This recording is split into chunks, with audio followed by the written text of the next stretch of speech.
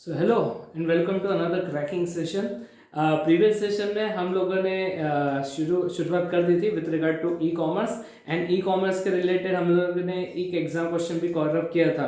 जिन्होंने previous session नहीं देखा है या देख के भूल चुके हो उनके लिए मैं 2 मिनट में से रिवीजन करवा देता हूँ। प्रीवियस सेशन में हम लोगों ने ई कॉमर्स के बारे में उनकी डेफिनेशन पढ़े थे एंड इसके आगे हम लोग गए थे जो एक एग्जाम क्वेश्चन था that was with regard to benefits of e commerce. जितने भी बेनिफिट्स है उससे 3 कैटेगरी में डिवाइड करना है। पहला था with regard to buyers and individuals, number 2 with regard to seller and तीसरा था गवर्नमेंट। पहला जो कैटेगरी है उसका न्यूमेरिक था हमारा क्यूट सीए एंड सेकंड का था increased price of beer and तीसरे में मैंने ऐसा कोई कैटेगरी या कोई निमोनिक्स नहीं दिया है, तो वहां पे पर्टिकुलर 2 ही पॉइंट्स है। आज जो पर्टिकुलर सेशन है another important session and cracking session. I hope so ये सेशन भी उतना ही एंजॉय करोगे जितना प्रीवियस सेशन भी तुम लोगों ने किए थे।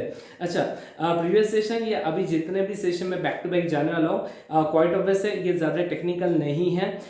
मोस्ट प्रोबेबली आपको जब मैं सेशन पढ़ाऊंगा तो आपको ऐसा लगेगा या ऐसा फील आएगा कि ग्रेजुएशन लेवल के पर्टिकुलर सारे सेशन चल रहे हैं। तो क्वाइट ऑब्वियस है ग्रेजुएशन लेवल के ही टॉपिक्स है, बहुत इजी गोइंग टॉपिक्स है एंड ये हमारे लिए प्लस पॉइंट है। सबसे बड़ा निगेटिव पॉइंट ये है कि ये कैटेगरी में से ज़्यादा क्वेश्चंस नहीं आते हैं डेफिनेटली एक ज़्यादा से ज़्यादा 2 क्वेश्चंस ये कैटेगरी में से मिलेंगे। तो फिलहाल आज के पर्टिकुलर सेशन में हम लोग बात कर रहे हैं with regard to e commerce. मैं हूँ फिलहाल पेज नंबर 4.10 आपके सामने मॉड्यूल रखना एंड जितने कॉन्सेप्ट आज पढ़ा रहा हूँ ज़्यादा टेक्निकल नहीं है लेकिन मेक श्योर कि आपके पल्ले पढ़ जाना चाहिए। ओके, तो शुरू करें।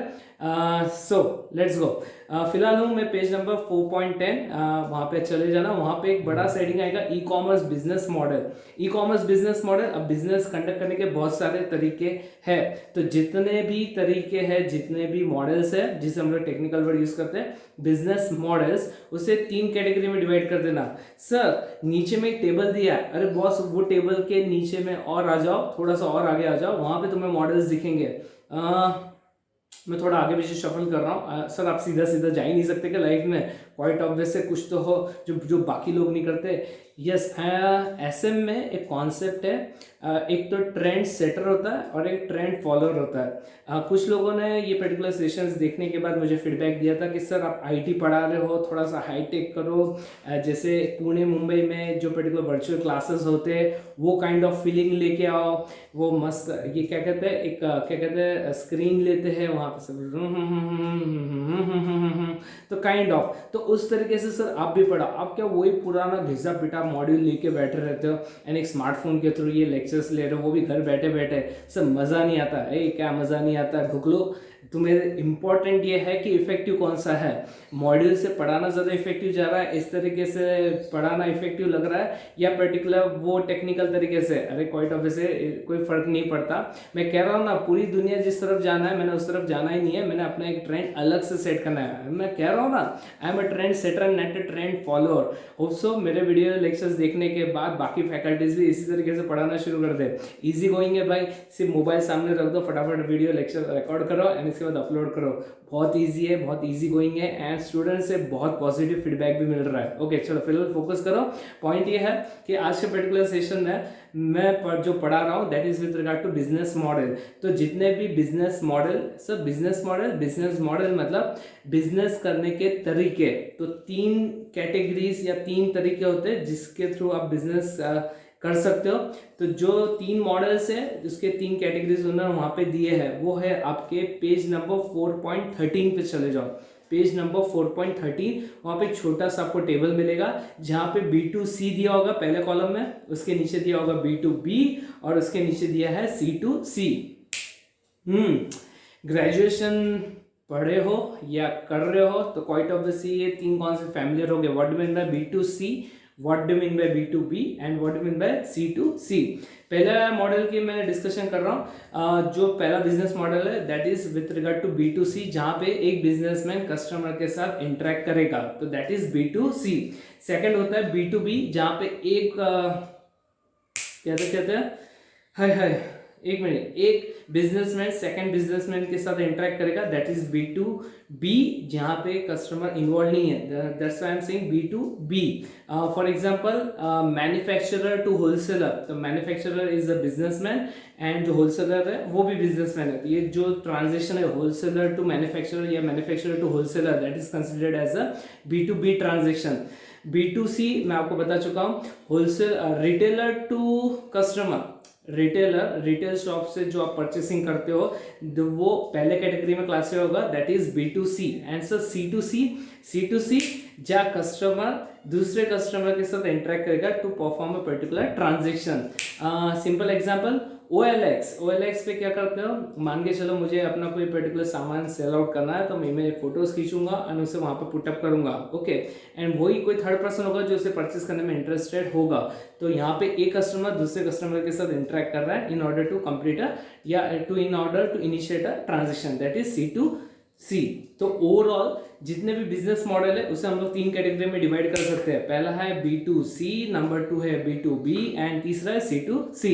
एक बार ये पर्टिकुलर टेबल कंप्लीट करता हूँ, उसके बाद ऊपर के टेबल को हम लोग गो थ्रू करेंगे तो समझ में आएगा कि हम लोग पढ़ क्या रहे हैं। ओके, फिलहाल फोकस करो, पेज नंबर है 4.13, देखो वहां पे पहले में आ रहा है B2C, साइड में आ रहा है डेफिनेशन चेक करो। Generally this supports the activities within the customer chain in that it focuses on sell side activities।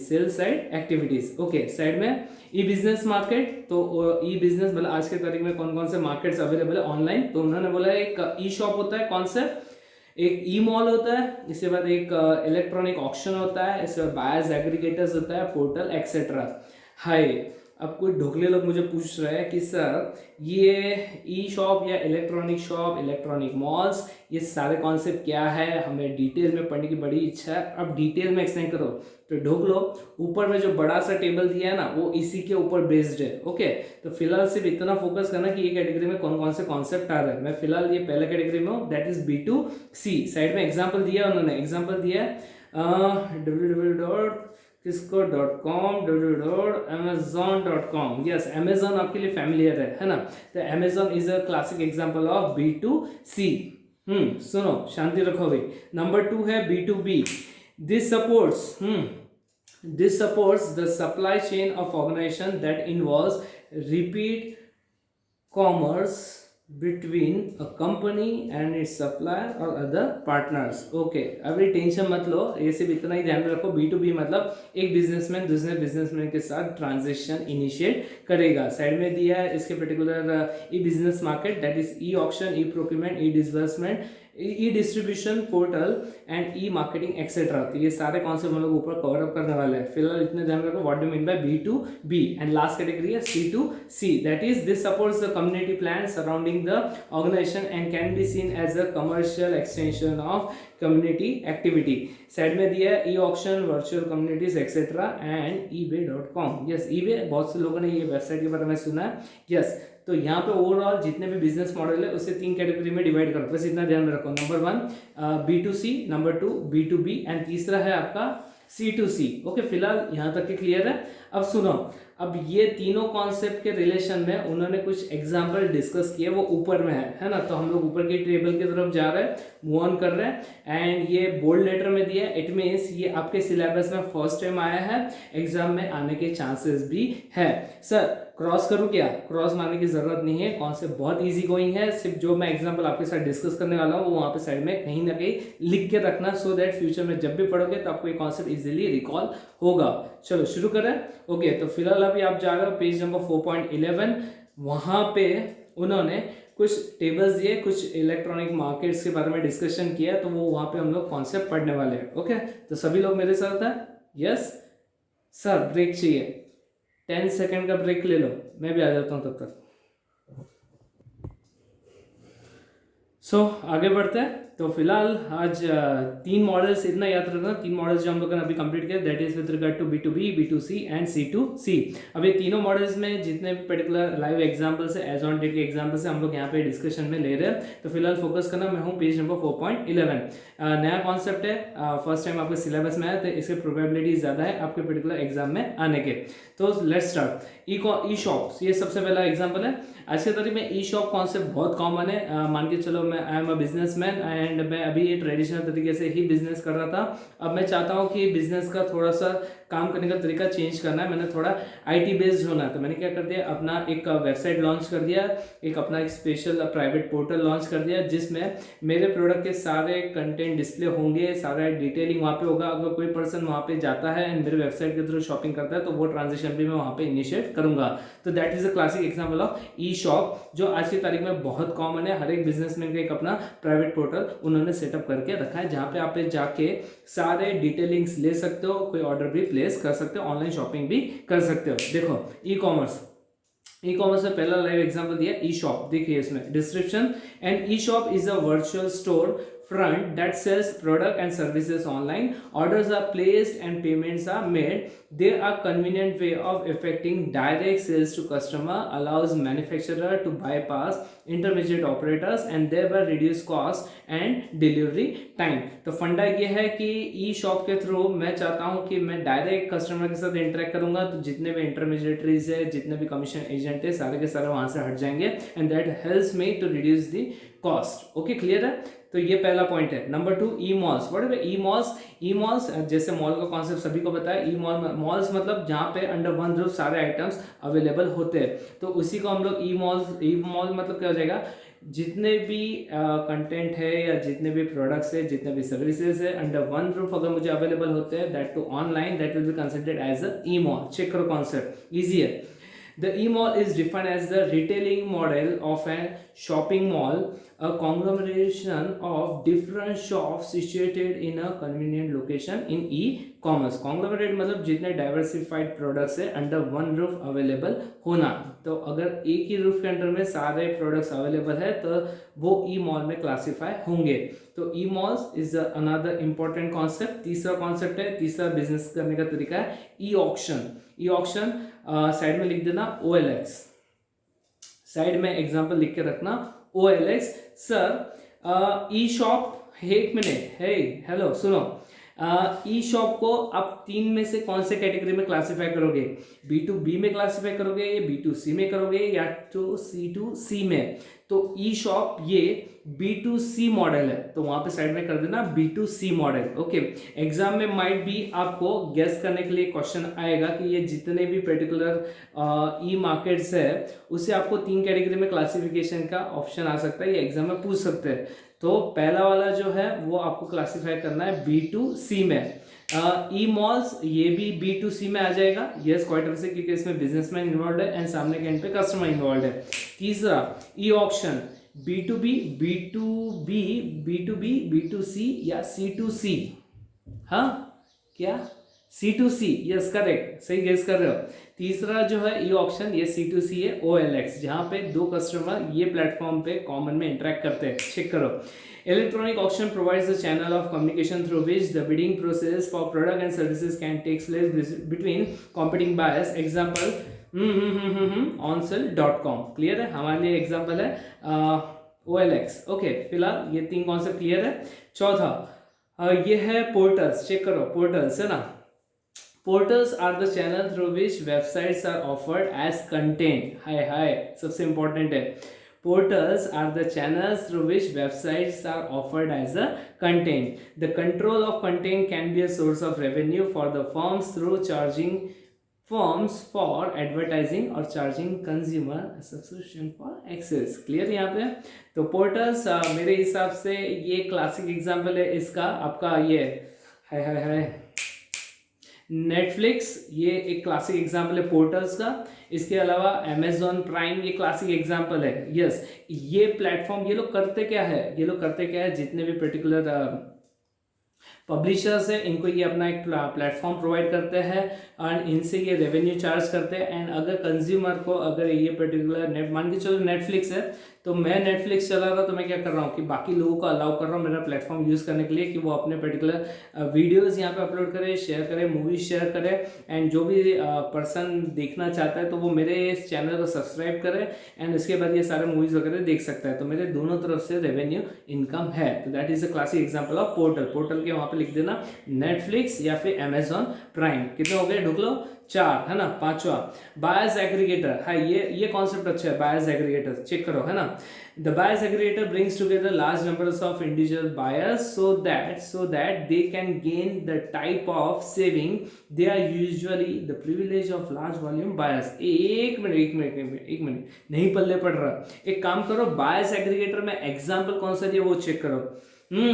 www.zomato.com zomato.com yes, this is a classic example of buyers aggregator। Zomato है और भी बहुत सारे platform है जहाँ पे buyers को ये लोग क्या कहते हैं, सामान खरीदने पे या सर्विसेज यूज करने पे बहुत सारे डिस्काउंट्स ऑफर करते हैं। अरे जोमेटो पे कितने लोगों ने 50% ऑफर ये प्रोमो यूज किया है। तो पॉइंट ये है कि यहाँ पे ये बायर्स को प्रोमोस देते हैं, कूपन्स देते हैं, डिस्काउंट कूपन्स देते हैं जिससे बायर्स अट्रैक्ट होते हैं एंड इनके सर्विसेज यूज करते हैं। तो that is a classic example of buyers aggregator. अब फंडा सुनो, एग्जाम्पल साइड में पेंसिल से लिख के रखो, ये तुम्हारा www.zomato.com। अब सुनो आगे मैं पढ़ रहा हूँ है ना।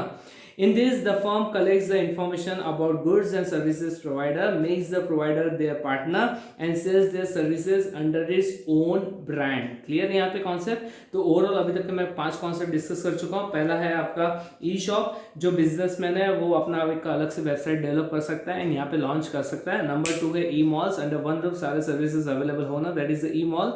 तीसरा है ई ऑक्शन। ई ऑक्शंस मैंने बताया आपको, e auction, OLX, yes OLX एक क्लासिक एग्जांपल है। पोर्टल्स मैंने आपको बताया नेटफ्लिक्स है। ओके, इसके नीचे है बायर्स एग्रीगेटर। बायर्स एग्रीगेटर में हम लोगों ने एग्जांपल लिया zomato.com और इसके नीचे वर्चुअल कम्युनिटीज है ना। Virtual communities is a community of customers who shares a common interest and use the internet to communicate with each other. Virtual communities classic example है यहाँ पे। चलो मैं आगे पढ़ रहा हूँ, इसके बाद बताता हूँ है ना। Amazon.com provides website for the exchange of information on a wide range of subject relating to their portfolio of products and services। Underline करो इसके आगे। Virtual communities benefits from network externalities whereby the more people who join and contribute to the community, the greater the benefits that accrues, but without any additional cost to participants। Okay, clear है यहाँ पे। तो virtual communities में ये आपको एक platform देगा जहाँ पे आप पर्टिकुलर कोई प्रोडक्ट के बारे में इंफॉर्मेशन शेयर कर सकते हो एंड जिससे बाकी लोगों को भी बेनिफिट होगा। क्लियर है। तो ये हो गया वर्चुअल कम्युनिटीज। इसके आगे आगे के 2 कौन से, back to back, e marketing and e procurement. अब सुनो, e marketing and e procurement में पढ़ने से पहले मैं कॉन्सेप्ट रफली एक्सप्लेन करता हूँ, उसके बाद हम लोग पढ़ेंगे। अब सुनो, मेरे हिसाब से नहीं, एक्चुअल में ई प्रोक्योरमेंट पहले होगा एंड इसके बाद वर्चुअल कम्युनिटीज होगा। अब सुनो, ई प्रोक्योरमेंट के साइड में लिख देना बिडिंग प्रोसेस, ऑब्लिक टेंडर्स। लिख तो लो, सब पेंसिल से लिखो या पेंसिल के भाई तो किससे भी लिखना, मुझे कोई फर्क नहीं पड़ता, तो लिख वहाँ पे है ना। साइड में लिख देना ई प्रोक्योरमेंट के साइड में it is considered as a bidding process, bidding yes या फिर टेंडर है ना। तो पॉइंट ये है कि मान के चलो I am a businessman and मुझे कोई पर्टिकुलर प्रोडक्ट या सर्विसेज के रिलेशन में टेंडर कॉल करना है, तो यहाँ पे ये प्लेटफॉर्म में यूज करके ऑनलाइन टेंडर्स कॉल कर सकता हूँ, ऑनलाइन बिडिंग भी करवा सकता हूँ। बिडिंग समझ में आता है ना, जो लोएस्ट प्राइस कोट करेगा उसकी तरफ ये पर्टिकुलर टेंडर या ये पर्टिकुलर ऑफर चले जाएगा। तो यहाँ पे ई प्रोक्योरमेंट में हम लोग क्या कर रहे हैं कि एक पर्टिकुलर बिजनेसमैन अपना एक सप्लायर या सर्विस प्रोवाइडर फिक्स करेगा। ओके, तो जैसे ही ई प्रोक्योरमेंट में कोई पर्टिकुलर सप्लायर फिक्स होता है या किसी का टेंडर आप सिलेक्ट कर लेते हो, तो अगला स्टेज जो होगा ओके, मान के चलो मैंने एक पर्टिकुलर परचेस या एक पर्टिकुलर सप्लायर का मैंने एक टेंडर सिलेक्ट कर लिया जो लोएस्ट कोट किया था उसने, मुझे सब चीज़ें पसंद आ गई, तो मैंने ई प्रोक्योरमेंट के अंडर में वो पर्टिकुलर सप्लायर को सिलेक्ट कर लिया। अब सिलेक्ट करने के बाद मैं क्या करूँगा, क्वाइट ऑब्वियस है मेरे ऑर्गेनाइजेशन में मेरा जो पर्टिकुलर मैन्युफैक्चरिंग डिपार्टमेंट होगा वो एक कोट रेस करेगा, एक रिक्विजिशन रेस करेगा। व्हाट एवर रिक्विजिशन मतलब वो मुझे बताएगा, बोर्ड ऑफ डायरेक्टर्स को बताएगा कि मुझे ये पर्टिकुलर प्रोडक्ट इतने कंटेंट चाहिए, तो that is called as requisition. तो वो रिक्विजिशन पहले बोर्ड ऑफ डायरेक्टर्स के पास आएगा, फिर बोर्ड ऑफ डायरेक्टर्स उसे अप्रूव करेगा, अप्रूव करने के बाद ऑर्डर प्लेस होगा, ऑर्डर प्लेस करने के बाद सप्लाई मुझे वो प्रोवाइड करेगा, एंड वो ऑर्डर मिलने के बाद या वो गुड्स रिसीव होने के बाद मैं वो पर्टिकुलर सप्लायर को पेमेंट करूंगा।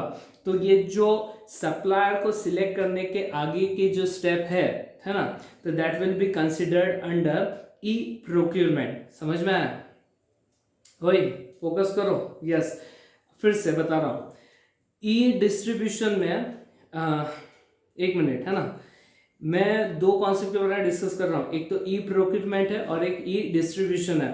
तो ई डिस्ट्रीब्यूशन पहले आएगा एंड ई प्रोक्योरमेंट बाद में आएगा। तो ई डिस्ट्रीब्यूशन में हम लोग टेंडर्स कॉल करते हैं, ऑनलाइन टेंडर्स कॉल करते हैं, ऑनलाइन बिडिंग किया जाता है जहां पे मैं सप्लायर को सिलेक्ट करता हूं। एक बार सप्लायर सिलेक्ट हो गया उसके बाद मैं ई प्रोक्योरमेंट में जाता हूं। ई प्रोक्योरमेंट में क्या होता है कि मेरा डिपार्टमेंट एक रिक्विजिशन रेज करेगा कि मुझे ये प्रोडक्ट चाहिए, सो एंड सो सप्लायर से, फिर बोर्ड ऑफ डायरेक्टर्स इसे अप्रूव करेगा, बाद में वो जाएगा सप्लायर के एंड पे, supplier according to that goods dispatch करेगा, गुड्स रिसीव करने के बाद मैं वो पर्टिकुलर सप्लायर को पेमेंट करूंगा। तो ये जो पूरा सप्लाई चेन जो मैंने अभी डिस्कस किया ना, वो आपका आएगा ई प्रोक्योरमेंट में। तो सर आपका बोलना है कि पहले ई डिस्ट्रीब्यूशन आता है एंड इसके बाद ई प्रोक्योरमेंट आएगा। एग्जैक्टली सही बोल रहा है। और ये दोनों को मैं जब क्लब करूंगा तब जाके मेरा ट्रांजेक्शन कंप्लीट होता है। तो सुनो, अब मैं कॉन्सेप्ट पढ़ रहा हूँ। मैं हूँ concept number 8 and concept number 9। Sir concept number 7 pending है, तो लो ढुक लो, पढ़ लो, है ना। ई मार्केटिंग, ई मार्केटिंग मतलब ऑनलाइन मार्केटिंग के बारे में। यस, देखो,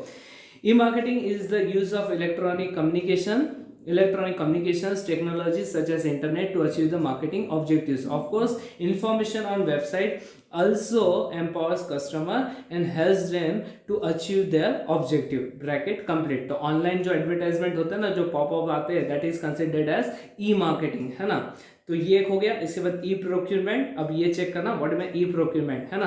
तो मेरे हिसाब से पहले हम लोग पढ़ लेते ई डिस्ट्रीब्यूशन, क्योंकि ई डिस्ट्रीब्यूशन पहले आएगा जहाँ पे हम लोग सप्लायर को सिलेक्ट करेंगे ऑनलाइन बिडिंग के थ्रू या ऑनलाइन टेंडर्स के थ्रू, एंड इसके बाद जब मैं ऑर्डर प्लेस करूंगा तो वो आ जाएगा ई प्रोक्योरमेंट में। चलो देख लो, e-distribution concept number 9. The e-distribution model helps distributor to achieve efficiency saving by managing large volume of customers, automating orders, communicating with partners and facilitating value adding services such as order tracking through each point in the supply chain. Bracket complete कर देना, बस इतना ही, ज़्यादा tension मत लो। Exam में बहुत rare chances है पूछने के, अगर आ भी गया तो इतना सेंटेंस मार देना, मार्क्स मिल जाएंगे। क्लियर है? ओके चलो मैं जा रहा हूँ ई प्रोक्योरमेंट। अब सुनो, अब सप्लायर सिलेक्ट हो गया, अब ई प्रोक्योरमेंट में मैंने करना क्या है, मैंने वहाँ पे ऑर्डर प्लेस करना है, एंड ऑर्डर प्लेस करने के बाद जो एंड, ये ट्रांजेक्शन कब एंड होगा, जब मैं उसका पेमेंट करूंगा तब। चेक करो, e-procurement is the management of all procurement activities via electronic means. Business model based on e-procurement seeks efficiency in assessing information on suppliers, availability, price, quality and delivery time, as well as the cost saving by the collaboration with the partners. तो वो deals तक के bracket complete कर लेना। तो यहाँ पे ये कॉन्सेप्ट ओवर एंड आउट। तो फिलहाल मैं आपके साथ डिस्कस क्या कर रहा हूँ, मैं आपके साथ बिजनेस मॉडल डिस्कस कर रहा हूँ। जितने भी बिजनेस मॉडल है 3 कैटेगरी में डिवाइड कर देना। पहला होता है B2C, नंबर 2 B2B एंड तीसरा होता है C2C। अब ये तीनों कैटेगरीज में जितने भी आज की तारीख में ऑनलाइन ट्रांजेक्शन होते हैं वो भी हम लोगों ने डिस्कस किए। ओवरऑल 9 कॉन्सेप्ट हम लोगों ने डिस्कस किए। पहला था ई शॉप, नंबर 2 ई मॉल्स, तीसरा ई ऑक्शन, चौथा पोर्टल्स, इसके बाद बायर्स एग्रीगेटर, इसके बाद वर्चुअल कम्युनिटीज, इसके बाद ई मार्केटिंग, इसके बाद e procurement and E distribution. I hope so concept clear है। एंड अगर फिर भी कोई इश्यूज हो तो आप मुझे मैसेज पिंग कर सकते हैं, I will solve the problem. तो फिलहाल आज के लिए बस इतना ही ये पर्टिकुलर सेशन में। एंड मेक श्योर कि ये कॉन्सेप्ट नया है, एक बार गो थ्रू करना, एंड आई होप सो ये कॉन्सेप्ट में क्वेरीज ना आए। ओके, सो अगले सेशन तक के लिए sayonara and have a great day.